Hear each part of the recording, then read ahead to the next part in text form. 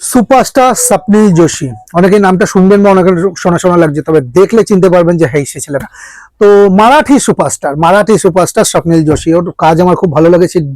দূরদর্শনের সময় থেকে তাকে দেখে আসছি বিভিন্ন সিরিয়ালে, এবং এখন তো সে সুপারস্টার হয়ে গেছে মারাঠি।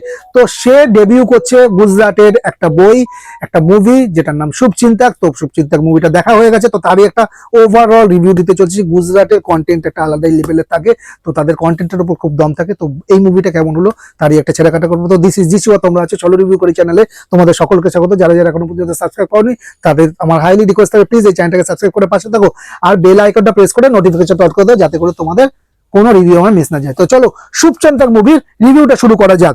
আজকের আমরা কথা বলছি গুজরাটি সিনেমা সেই মোড় ঘোরানো থ্রিলার নিয়ে, যেটা নিয়ে অনেকদিন ধরেই গুঞ্জন ছিল। মুভিটার নাম শুভচিন্তক।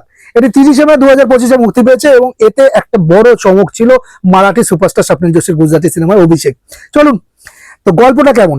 গল্পটি মেঘনা মানে মানসী পারক যেটা অভিনয় করেছেন, এবং তার দুই সহযোগীকে কেন্দ্র করে তারা মিলে এক দুর্নীতিগ্রস্ত ব্যবসায়ী ধনঞ্জয়কে, যেটা মেহুল বুচ প্লে করছে, একটি হানি ট্র্যাপে ফেলার ছক কষে।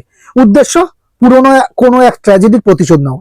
কিন্তু গল্পের মোড় ঘুরতে শুরু করে তখন, মানে যখন এই প্রতিশোধের খেলায় জড়িয়ে পড়েন ইন্সপেক্টর বিশ্বাস, যেটা স্বপ্নিল যোশী প্লে করছে। সিনেমাটি আপনাকে বারবার ভাবাবে যে মেঘনা কি প্রতিশোধ নিতে পারবে, নাকি নিজেই এই জালে জড়িয়ে পড়বে। তো দেখুন, এই মুভির হাইলাইটস হচ্ছে স্বপ্নিল যোশীর ডেবিউ। স্বপ্নিল যোশী তার ইন্সপেক্টর বিশ্বাস চরিত্রে যেভাবে স্ক্রিন প্রেজেন্স দেখেছে, তা কিলার ছিল, কিলার। গুজরাটি সিনেমাতে তার এন্ট্রি সত্যি একটা ধামাকা হয়েছে। মানসী পারেকের অভিনয় বলতে গেলে মানুষই তার ক্যারিয়ারের অন্যতম সেরা পারফরমেন্স দিয়েছে বস। তার চরিত্রের জটিলতা এবং আবেগ তিনি খুব খুব নিখুঁতভাবে ফুটিয়ে তুলেছেন। টুইস্ট এবং সাসপেন্সের দিকে দেখতে গেলে সিনেমার ফার্স্ট হাফ যদি ইন্টারেস্টিং হয়, তবে সেকেন্ড হাফে একের পর এক টুইস্ট আপনাকে সিট থেকে নড়তে দেবে না। ইন্টারভেলের ঠিক আগের মোড়টি ছিল সব থেকে বড় সারপ্রাইজ। যদিও ইন্টারভেল আমি দেখিনি, এটা তো হলে আমার দেখা বই নয়, কিন্তু তাও বলবো যে জায়গাটা ইন্টারভেল ছিল তারপরে একটা বিশাল বড় সারপ্রাইজ আছে।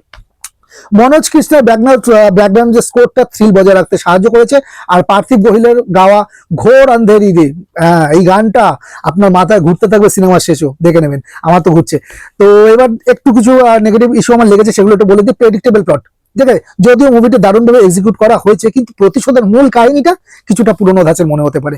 আর মুভিটি দর্শকের প্রশংসা পেলে বক্স অফিসে কিন্তু কিছুটা স্ট্রাগল করতে হয়েছে।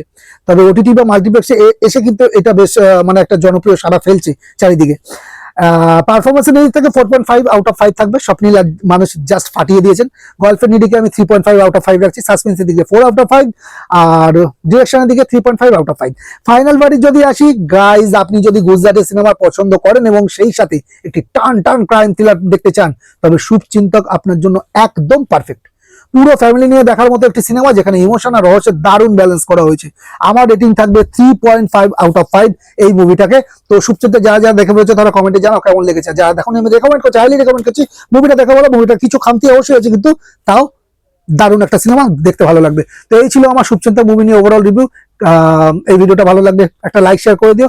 আর চ্যানেলটিকে যদি সাবস্ক্রাইব না করে থাকো, তো প্লিজ তোমাদের কাছে আমার হাইলি রিকোয়েস্ট হবে চ্যানেলটিকে সাবস্ক্রাইব করে পাশে থাকো। দেখা হচ্ছে একটা নেক্সট ভিডিওতে, নেক্সট মুভি রিলেটেড বা সিরিজ রিলেটেড কোনো রিভিউ নিয়ে। ততক্ষণ তোমরা ভালো থাকো, সুস্থ থাকো, দেখতে থাকো।